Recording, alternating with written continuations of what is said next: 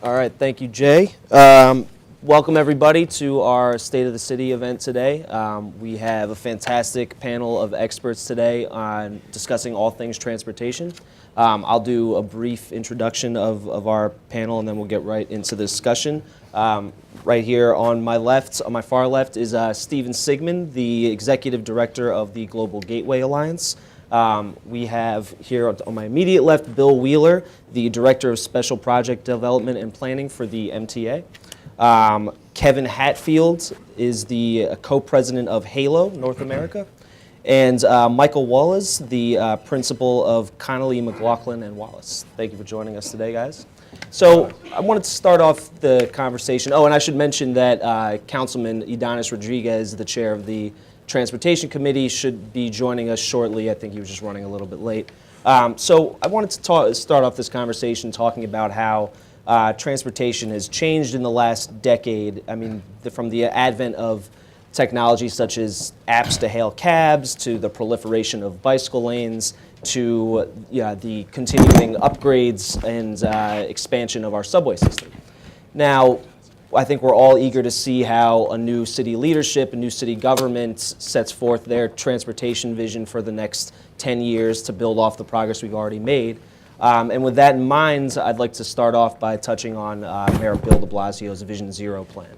So for those of you who are not aware, the mayor put forth a plan to, with the ambitious goal of reducing pedestrian fatalities in traffic accidents to zero.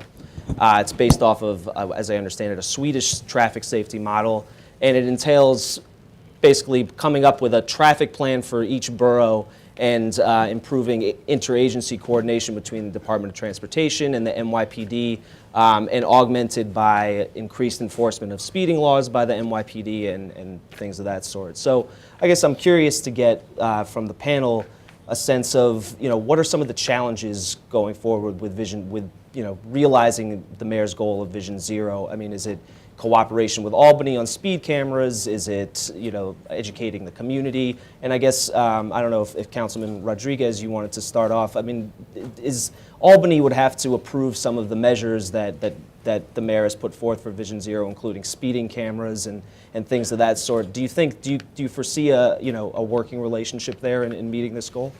Definitely. First of all, I'm sorry for being late, but traffic. Too many people walking. Taking my daughter to school, try to come through the west side, big traffic there, moving to the east side, traffic everywhere. So, and that's part of the challenge that I know that we're going to be talking about transportation. So, actually, I'm sorry, Councilman Rodriguez, we had, if I could just interrupt you for 1 second, we have our keynote speaker has arrived. So if we could just pause our discussion for a moment, hold that thought. Thank you, Public Advocate. And I guess we'll pick up where we left off. Councilman Rodriguez, you were talking about the challenges for meeting the mayor's Vision Zero goal. Well, first of all, when we had the opportunity to meet with so many families that they had lost their loved one, children, young adult getting ready to get into a PhD program, the spouse and other family member.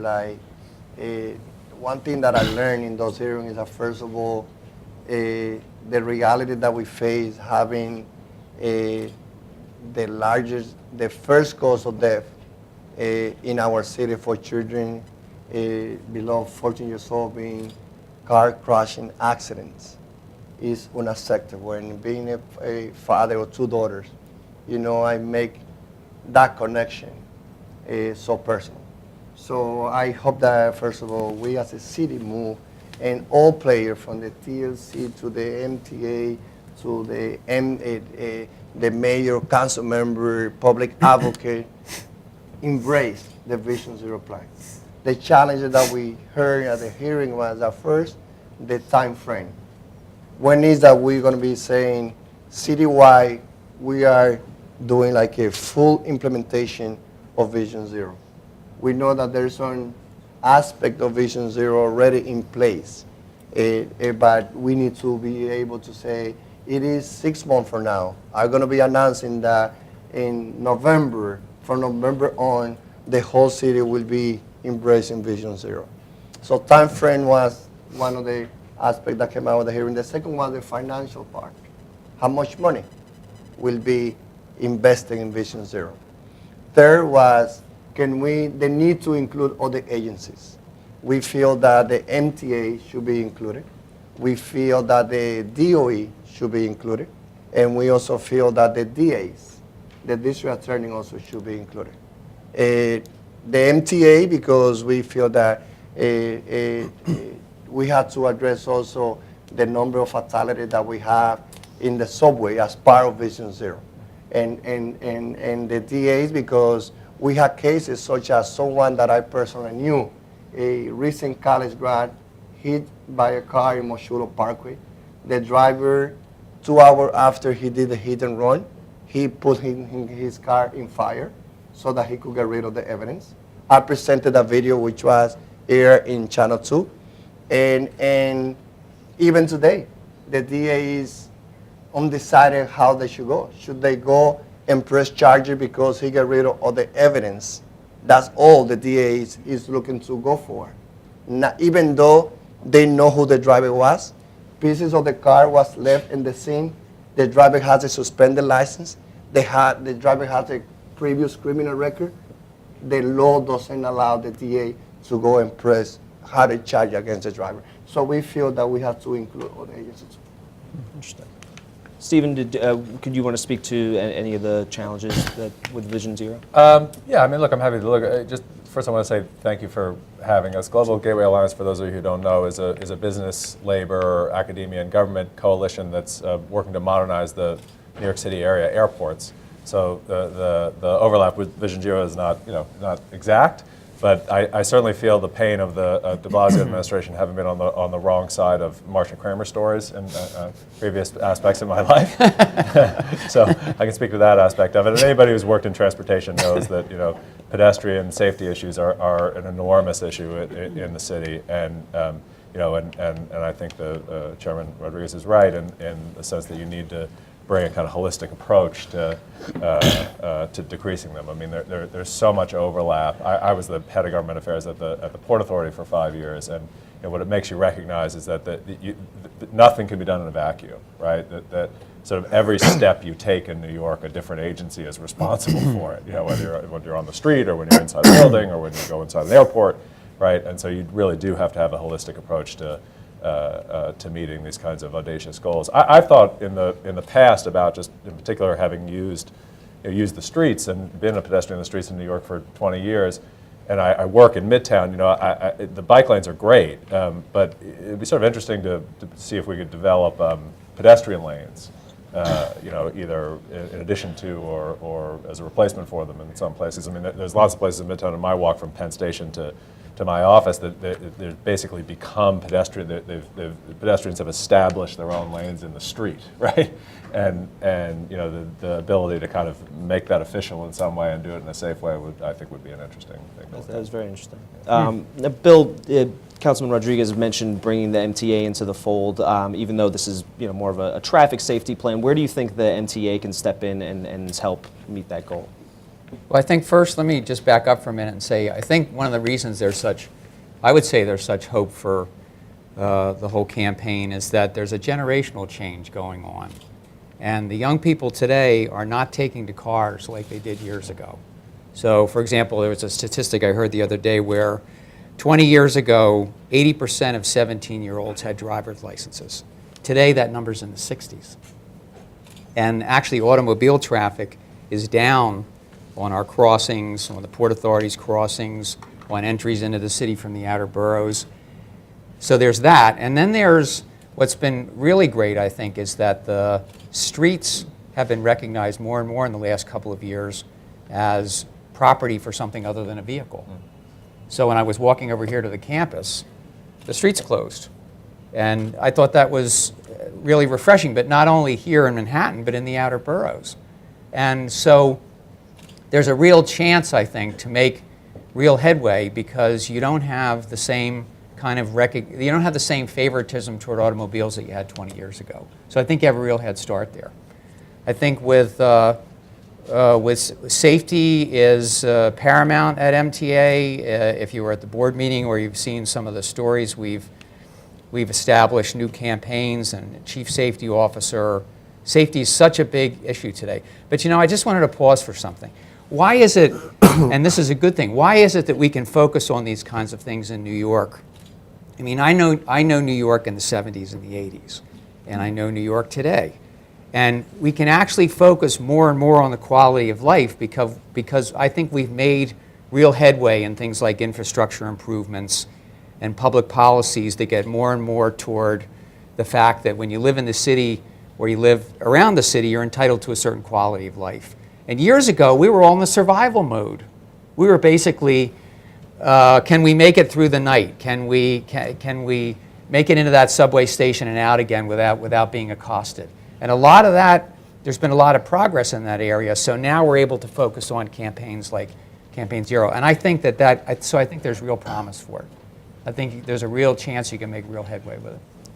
Now, Michael and Kevin, you guys are, your business is more focused on the taxi industry. Now, I know there are some segment of taxi drivers who feel that Vision Zero unfairly scapegoats them. I guess there's some proposal to put technology in cabs that would, I guess, pause a meter if a cab was speeding. I mean, do things like these, do they raise concerns in the taxi industry, Michael? Yeah, well, as you mentioned, I've been involved in the taxi industry for a while because I've represented Metropolitan Taxi Cab Board of Trade, which is for the past 14 years and still do, which is the largest taxi trade association in the city. They operate over 5,250 medallions and lease to over 20,000 drivers. Our take on Vision Zero is pretty simple. It's something, the status quo is just not good enough anymore. And we can say that from a place of knowing that traveling via yellow taxi is actually one of the safest ways to get around the city in a vehicle. The statistics show that that is the case. Nevertheless, that's not good enough. There's been so many accidents and fatalities that involve vehicles, no matter what color they are, yellow, black cars, livery cars, private vehicles, trucks. I mean, this is a real issue that everyone has to come to the table with some solutions, and the yellow taxi industry should be no different. And so there are some specific solutions that we can work towards. I think that overall, the goals of reducing the speed limits are something that we really need to work together, whether we have to press Albany, whether we work with the city council to press Albany, or do whatever we can legislatively. We do need to slow down the speed on all the streets. I mean, Metropolitan Taxi Cab supported David Greenfield's legislation last year, which called for a reduction on residential side streets from 30 miles per hour to 20 miles per hour. We think that is still something worth pursuing, even though the mayor's plan in Vision Zero is actually even bolder in a lot of senses, because it reduces the speed on all streets from a default to 30 to 25, which we support. So there are these overall things that, as a large user of city streets, we're highly supportive of modifying. But there's other things that we really need to do. Some of them are easier, such as messaging safety to passengers. So we sort of get away from this step on it, mentality, which is going to be really difficult. This is New York City, and we all get that. But the passengers' expectations, I think, also need to be modified, in terms of their own schedule and their own life getting around. They should reward safer driving rather than more dangerous driving. So there's easy kind of things we can do like that. Not easy in affecting that result, but there are messaging, there are campaigns, there's PSAs, there's all kinds of things. I think a little bit more difficult, are the meter pause technology, which I had heard about in this working plan, and what I took from that is Well, that's something that's worth looking at. I mean, can this be done? Is this being done? What's involved in doing this? How do you do something like that and be fair to the driver and fair to the passenger and avoid all kinds of arguments that you can just imagine are going to happen between passengers and drivers if the meter keeps stopping and starting? So I think things like that, are works in progress, and you just need to figure out how to achieve all these goals, but do it in a way that's not going to make driving a taxi impossible. Nobody wants that. And to do it in a way that actually, gets us, a lot closer to a Vision Zero. So I think it's really important to look at that plan as a working plan and to really determine what's going to work, what's not going to work. But the one thing we know is we can't stand still. There's a lot that we really need to do, working together.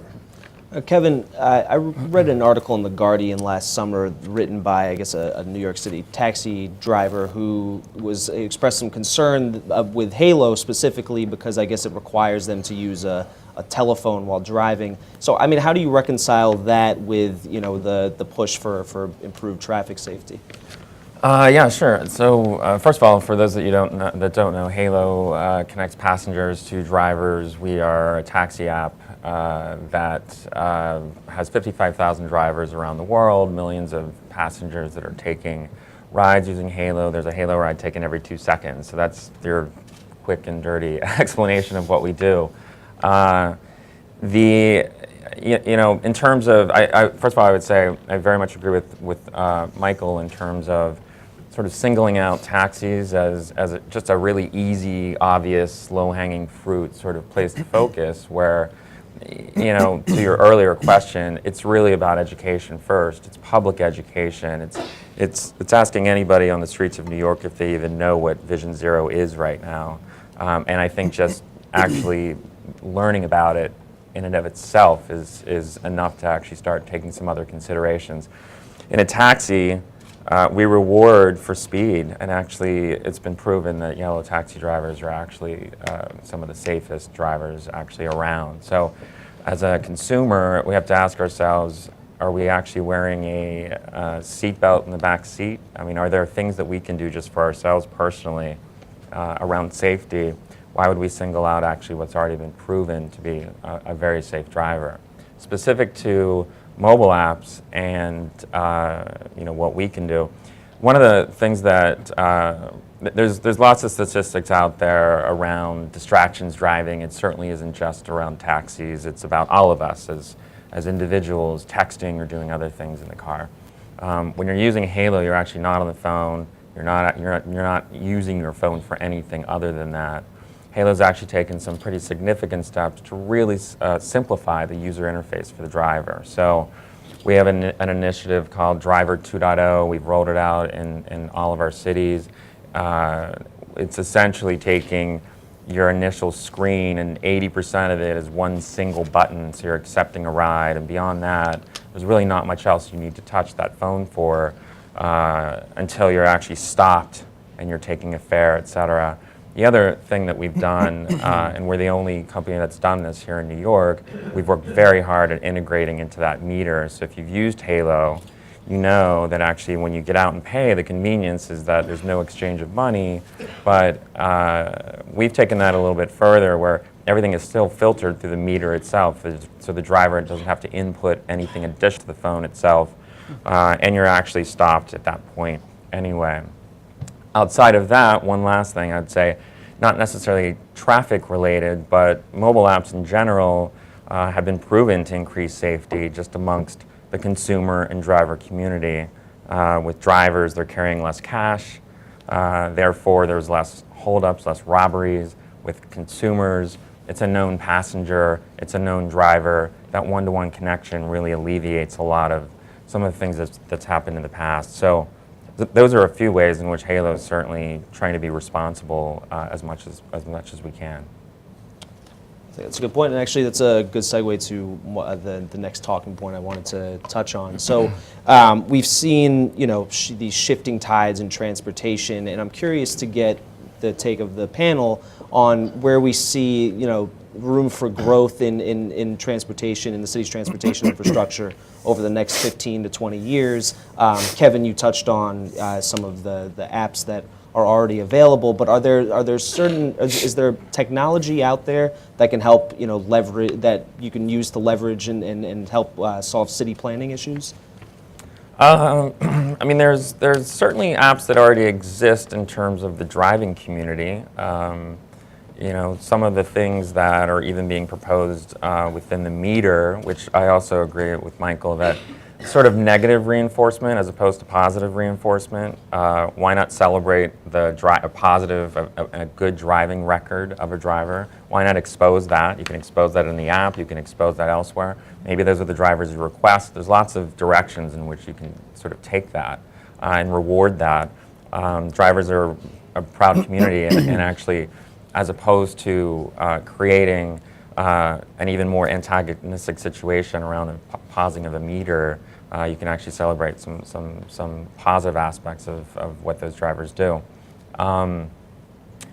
The apps that are out there now and where some of them continue to head, they're probably more around fleet management, for example. So I can give alerts to home base or to wherever it might be when that particular fleet, that driver, and this applies to whether it's tractor trailer trucks, whether it's buses or whatever the case may be, where it can give signals back and alerts, where it can actually potentially control some of the speed itself. There's lots of technology that's out there to be able to monitor that.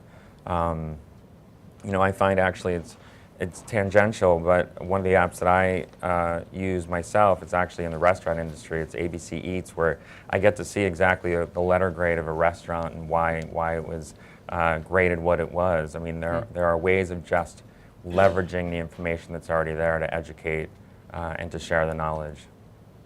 We think there's a lot of room for expansion for transportation to and from the airports. I mean, it's our airports have gotten some negative focus recently. In some cases deserved, in some cases not. But one of the areas that I think everybody agrees there could be improvement in is in transportation to and from. The port took a pretty big step a couple of weeks ago in announcing an expansion of PATH from its current terminus at Newark Penn Station to the Newark Airport AirTrain. The central terminal building at LaGuardia has been a significant focus. The redevelopment of it has been a significant focus, and we think there's a real opportunity for finally sort of stopping the isolation of LaGuardia from the city's mass transit system through that project. There was a good plan 14 years ago or so to extend the N train from its current terminus near Ditmars Avenue about 3 miles to LaGuardia. It got killed. I read a recent Daily News. I recently read a Daily News editorial from 2000 in which they called the reason it got killed NAMBYism, which is not above my backyard, because the notion was building, elevated tracks. We think that should be revived around the central terminal building discussion. The redevelopment, the specs have a mass transit stop in front of them that you have to build in. The consortiums have to build into the design, so that presents a perfect opportunity to kind of connect the N train back to, or LaGuardia back to the entire mass transit system. It's the closest in business airport. It makes total sense. Reagan National, Midway, and Chicago have fast train connections to the city center, and LaGuardia should too.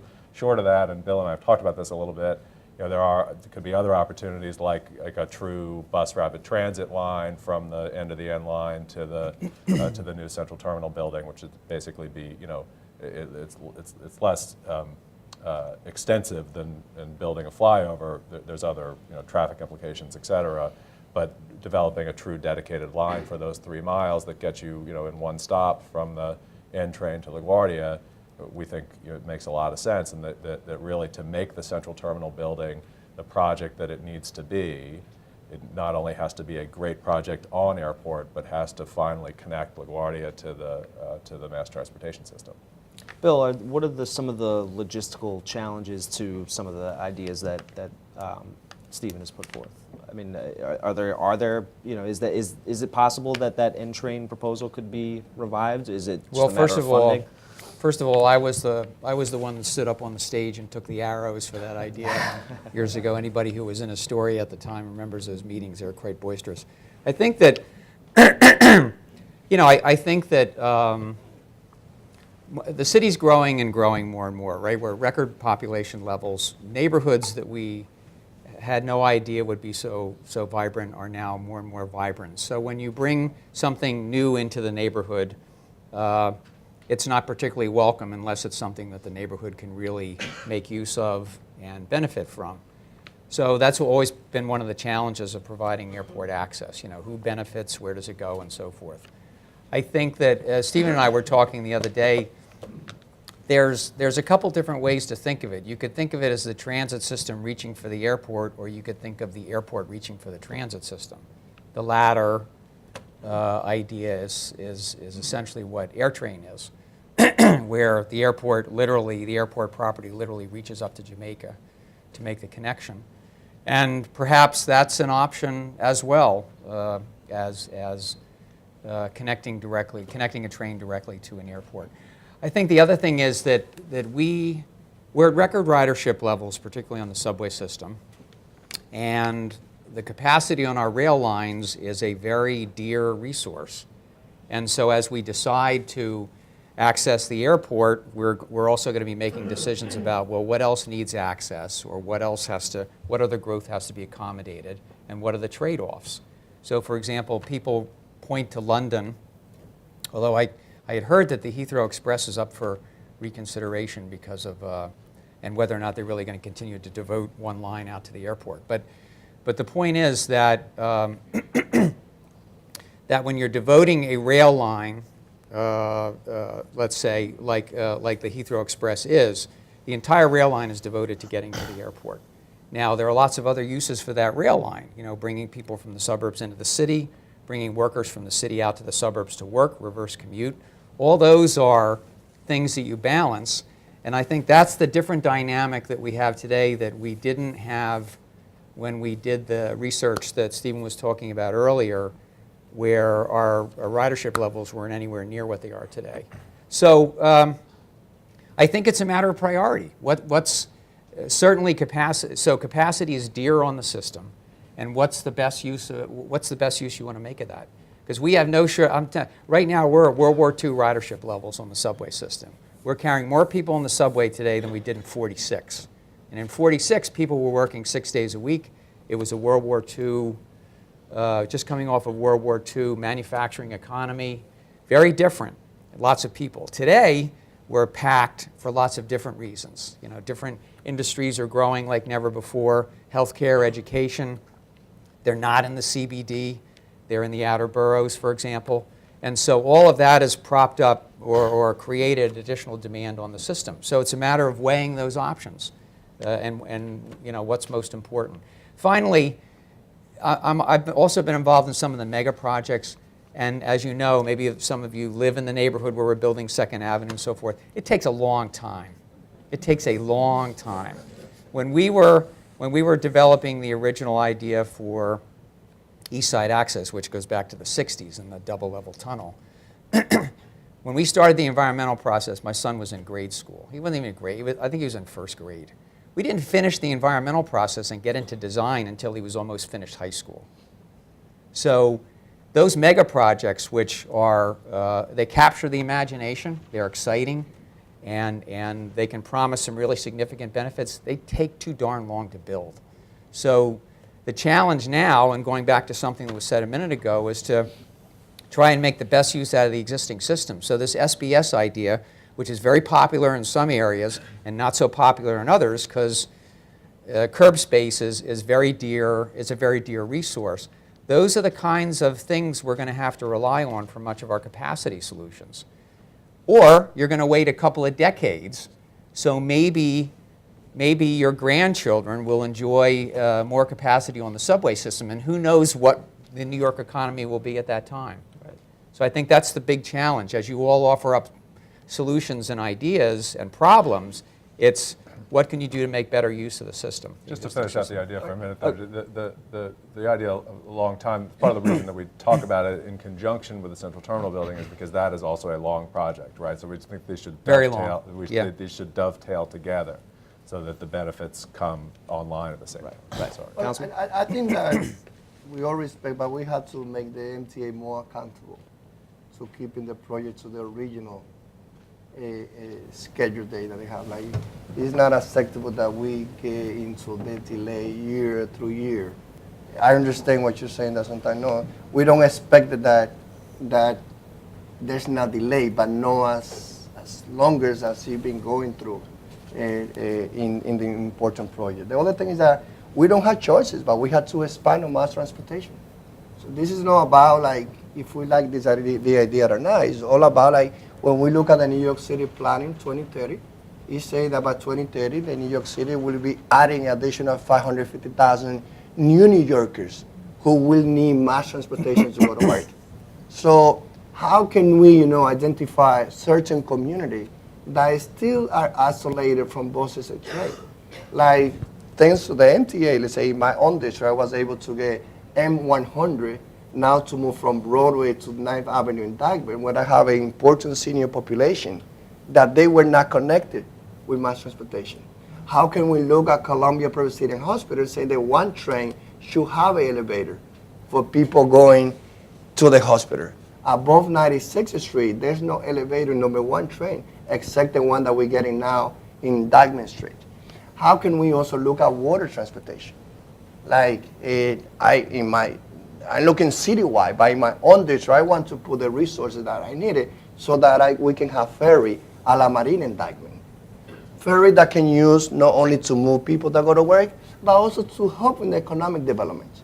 I see, like, if we have a ferry in Dyckman, farmers in Hudson Valley, they can bring their product in Dyckman area. So I think that we have to be more creative. I think that water transportation is something that we definitely have to expand, not only connecting Northern Manhattan, but citywide.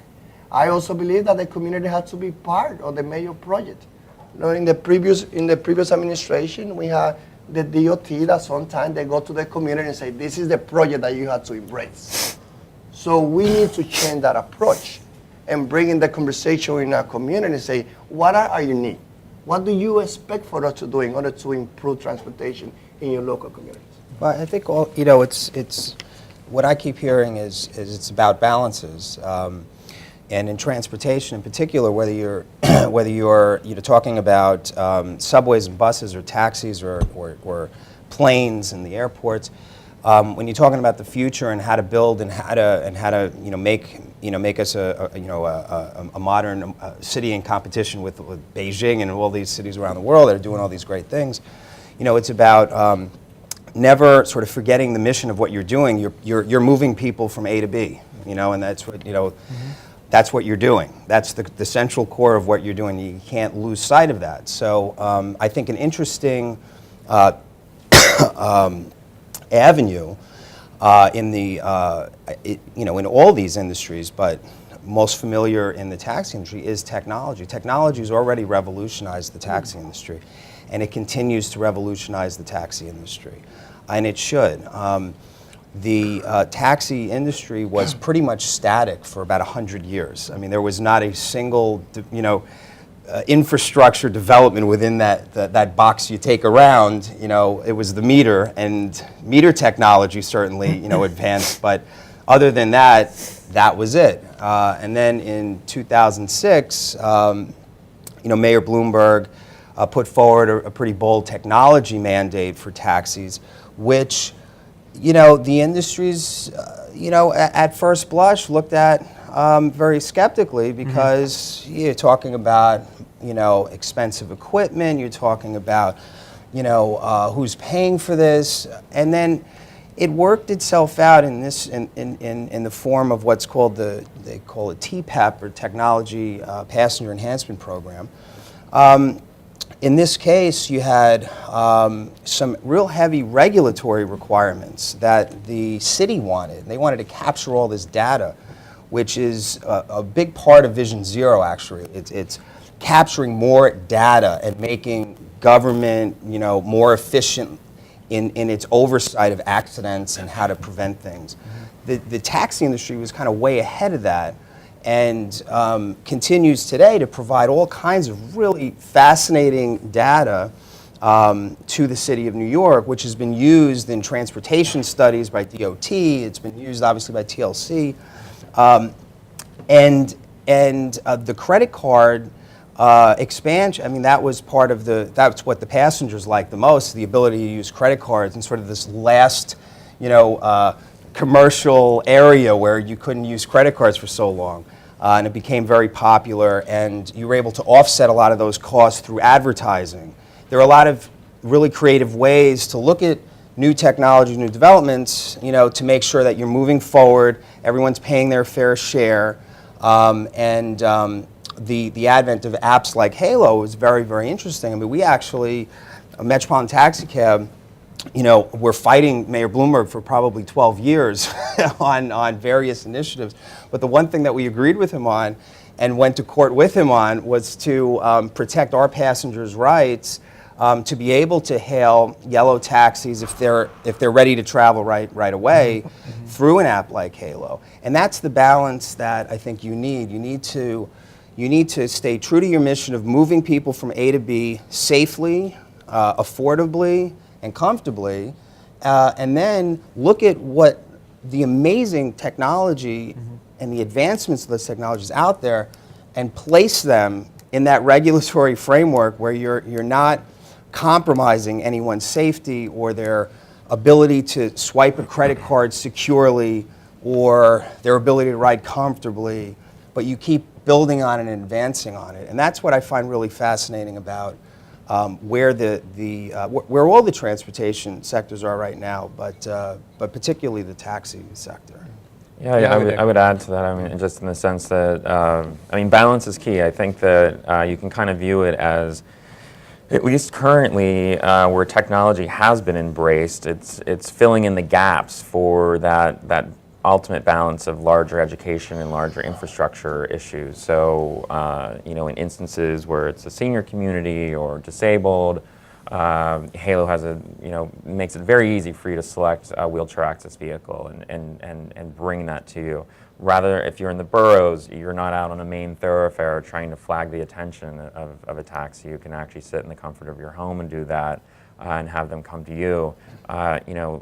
You can coordinate rides such that it's less people in general, where you're sharing rides with other passengers. There's lots of ways in which technology can really fill in the gaps, certainly in the short term and long term. But I think it's really critical to still educate and embrace a lot of what the larger infrastructure issues are. That you need to plan towards as technology is really sort of filling in the meantime. Now, it looks like we're almost running out of time, so I wanted to make sure that the audience got a chance to chime into the discussion. If anybody has any questions, feel free to raise your hand. I think somebody will be, or maybe not with the microphone, but sir? Just a comment.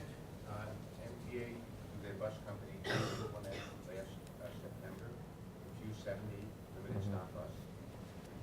Inns at Woodside, Yeah.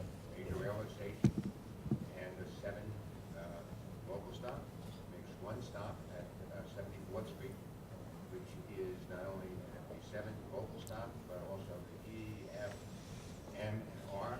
So there is something there now, and I think the Global Alliance should recognize it. That Yeah, no, the current system. we've very much recognized the SBS expansions that got to LaGuardia. In fact, we fought pretty hard with you guys over the summer for the line that almost got killed on 125th Street.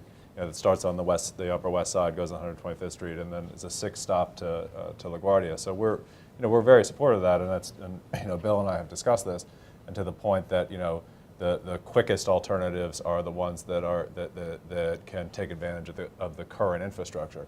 It's just our larger point of view is that as you do bigger redevelopment of the airport, in particular this kind of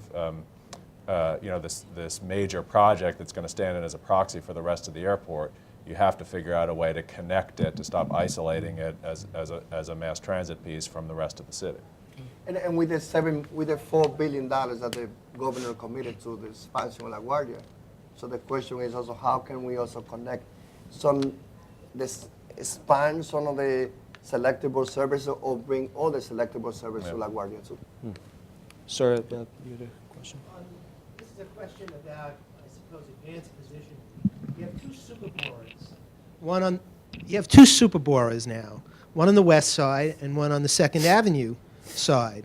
And I think I read in the Times that the plan is that when they get to their terminus, let's say for the extension of the number 7 line, you're just going to park it. Now, undoubtedly, it's billions and billions of dollars. They're huge machines.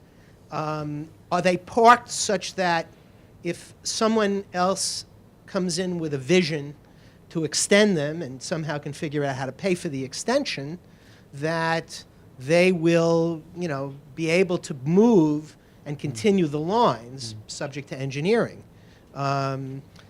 Someone, I think, mentioned about Staten Island access, and it seems to me that it's logical that on the west side you'd extend the super borer to plow and make tunnels down to the tip of Manhattan across the Staten Island, just to make that borough far more accessible to, and given that it's a lot of land mass for housing, make it more accessible for millions of New Yorkers.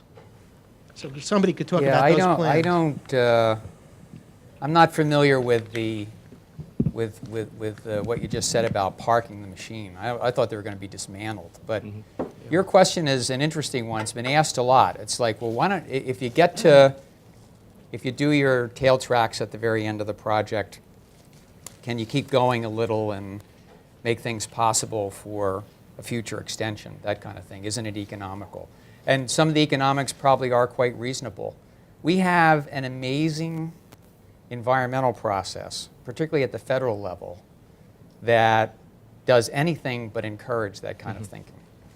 And I think until, I talk to classes and so forth about the difference between a highway project and a transit project in the U.S. and the different ways the environmental process is administered. There's quite a lack of flexibility if you're seeking certain types of aid, like federal aid, to do things like that.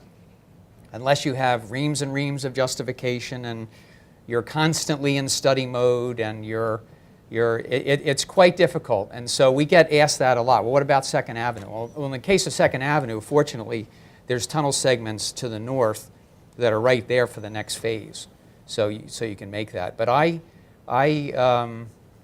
hadn't heard that we were just going to park those machines. And it is a logical question, but I can tell you that this society and what it's done, and a lot of it's quite good because it does protect the environment and so forth, but the pendulum has swung so far in one direction that it often is it's an obstacle to creativity. If I could. We have to do more. We have to figure that out. Chris Boylan with the General Contractors Association, and in the interest of full disclosure, Steve, I had basically your mirror image job at the MTA for 20 years, and it's not easy to get stuff done in New York. I only lasted 5 at the Port Authority, so but I look a lot older than you do. So a comment, because the panel is really great, and I think the taxi piece and the technology piece were really good in terms of integrating it into the whole thing, but you can't do some of those things if you don't have good roads and you don't have the infrastructure. And so the comment, and it keys off what Bill just said, and then I'll have a question, trust me, is that when the councilman talked about additional oversight at the MTA, one of the things I did at the MTA was make a list of everybody who had oversight over the MTA, and it was two single spaced pages of entities that have oversight. It goes to the heart of what Bill is talking about in terms of process to get to constructing some of this stuff. And the EIS process is a perfect example of where the process has gone astray. There's no lack of oversight of the MTA, and I think that's part of the reason why some of the projects take so long. Secondly, as it relates to the airport access piece, I know the N line is nice as a solution, but there have to be some other alternatives. And the air train, which you guys did at the Port Authority, was very successful. And in fact, a lot of people have shifted to the air train to get to JFK. Is there another alternative from Jamaica north that would connect both airports and then also come, in from the Van Wyck area, as opposed to doing the N? The N is just fraught with tremendous political problems. You guys were able to overcome that with going down the Van Wyck into JFK, and I just can't imagine there's not some alignment that works. And then feeds into a major hub, because not everybody is from Manhattan. There's a 3, 4, 5 million people east of that East River that also rely on those airports. So that's kind of the question. Is there a potential there in the future for that? We hope so. I mean, look, Bill, I'm in the fortunate position of just being able to talk about this stuff. Bill sadly has to actually implement it, so you certainly know more than I do about it. But we have heard about and talked about alignments that can that can serve both airports using the Van Wyck. And broader for us, broader expansion, bigger thinking, is very much a positive and something that we're supportive of. To Bill's point and to the commenter's point before, we kind of have to do them in tandem, right? Because those are big, giant projects that take a long time. And to be able to, the reason we talk about the N train or a BRT from LaGuardia is that the N train had, it had planning, it had a budget, it had a couple of alignments. So it's sort of farther along on that planning process that Bill talked about than anything that you'd sort of conceptualize now, which is why we're sort of leading with that as the conversation. But taking the conversation to bigger, broader, smarter, and more innovative, we're absolutely in favor of. Well, we will continue oversighting like the MTA. That's our responsibility, and I think that we had to get answer like when projects such as the East Side Access was scheduled to be done in 2009, and now it's put to 2023. We expect as New Yorkers, we expected to get answer why we were expected to when we got the figure on connecting the Long Island Railroad to the Grand Central scheduled to 2009. Now we'll have like a double figure and push back to 2023. Hi. I think, Hi, do we have time for one more question? Hi, thanks. Hi, my name is Amy Paul. I'm here actually to talk about the taxi of tomorrow. I think we all saw that, let me picture this. We all know that there was a well-settled or a settled dispute between the city and the disability community with respect to the accessibility of the taxi, which we know will be the one mandated design for the city in the future.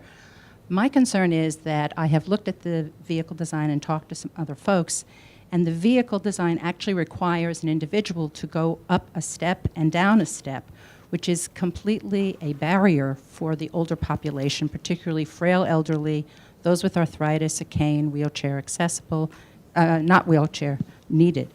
And the question becomes, aside from the fact that it looks like we are going to go forward with this design in a terrible mistake in the city, but what is the role of universal design in your mind in transportation, and how in the future can we avoid these kinds of errors in our transportation system? What processes would you suggest that allow for communities and various populations to have some sort of input? Because it really is going to be very serious when that taxi rolls in. Thank you. Competition, I think, is key. What we found with the Taxi of Tomorrow process was very interesting. Years ago, the common wisdom was that automakers would not build a taxi cab, a purpose-built taxi cab for New York City or anywhere, because it wasn't worth their while. Big companies like Ford or General Motors, sold a lot more cars than they would sell, taxis. But really what we found out is that that wasn't entirely true, okay? Many automakers, and we saw this in the responses and the activity around the Taxi Tomorrow. The automotive community really wanted to be involved. There were a lot of companies that wanted to build the taxi of tomorrow, so to speak. And what we see now is that many major automobile companies have purpose-built taxis that they're selling all over the world. So was it really necessary to have, one car, with a 10-year contract, built a certain way?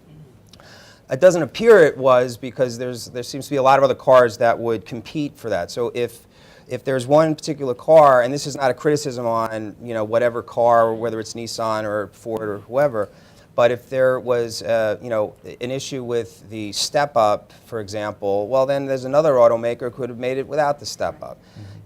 There's competition is really important.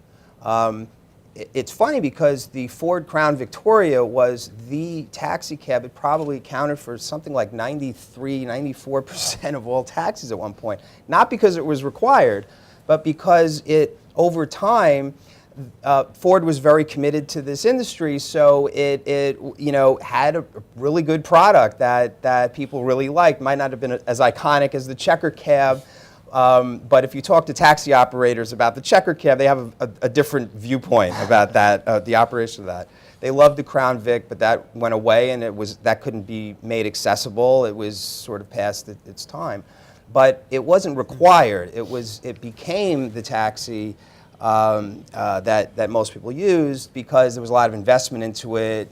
They stretched the car, when the trend was to have bigger taxis, and then in the first few years of the Bloomberg administration was to get smaller taxis. Now it's to get really big taxis.